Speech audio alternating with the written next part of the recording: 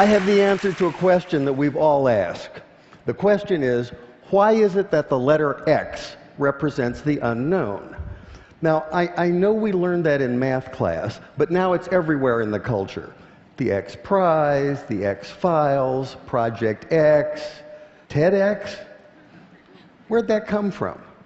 About 6 years ago, I decided that I would learn Arabic, which turns out to be a supremely logical language. To write a word or a phrase or a sentence in Arabic is like crafting an equation because every part is extremely precise and carries a lot of information. That's one of the reasons so much of what we've come to think of as Western science and mathematics and engineering was really worked out in the first few centuries of the Common Era by the Persians and the Arabs and the Turks. This includes the little system in Arabic called algebra, and algebra roughly translates to the system for reconciling disparate parts. Algebra finally came into English as algebra, one example among many. The Arabic texts containing this mathematical wisdom finally made their way to Europe, which is to say Spain, in the 11th and 12th century. And when they arrived, there was tremendous interest in translating this wisdom into a European language. But there were problems. One problem is there are some sounds in Arabic that just don't make it through a European voice box without lots of practice. Trust me on that one. Also, those very sounds tend not to be represented by the characters that are available in European languages. Here's one of the culprits.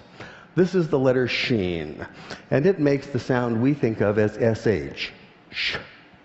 It's also the very first letter of the word shay'un, which means something, just like the English word something, some undefined, unknown thing. Now, in Arabic, we can make this definite by adding the definite article al, so this is al-shay'un, the unknown thing. And this is a word that appears throughout early mathematics, such as this 10th century derivation of proofs. The problem for the medieval Spanish scholars who were tasked with translating this material is that the letter sheen and the word shay'un can't be rendered into Spanish because Spanish doesn't have that sh, that sh sound. So by convention, they created a rule in which they borrowed the ck sound, the k sound, from the classical Greek in the form of the letter chi. Later, when this material was translated into a common European language, which is to say Latin, they simply replaced the Greek chi with the Latin x.